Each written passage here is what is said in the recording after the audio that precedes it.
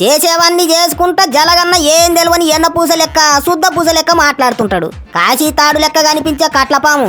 నాకు నిజంగా ఆశ్చర్యం అనిపిస్తుంది రేషన్ బియ్యం కథలీలు చెప్తా ఉన్నప్పుడు.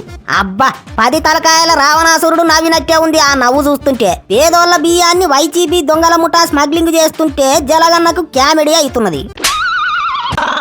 ప్రభుత్వంలో మనమున్నామా, ప్రభుత్వంలో వాళ్ళున్నారా అని నాకు అర్థం కాల. ప్రభుత్వంలో ఎవరున్నా దొంగలు మాత్రం నీ పార్టీ వాళ్ళే జలగన్న.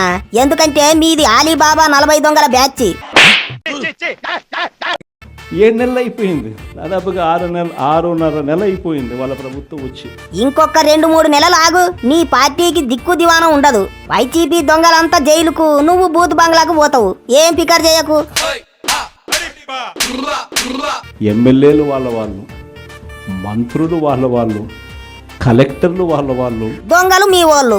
బాగా కొవ్వు పట్టి కొట్టుకుంటున్నారు. వాళ్ళ కొవ్వు అంతా కరిగిస్తారులే. ఇప్పటికే నీ ప్రియమైన దొంగలందరినీ లోపలేసే కార్యక్రమం సురువైంది.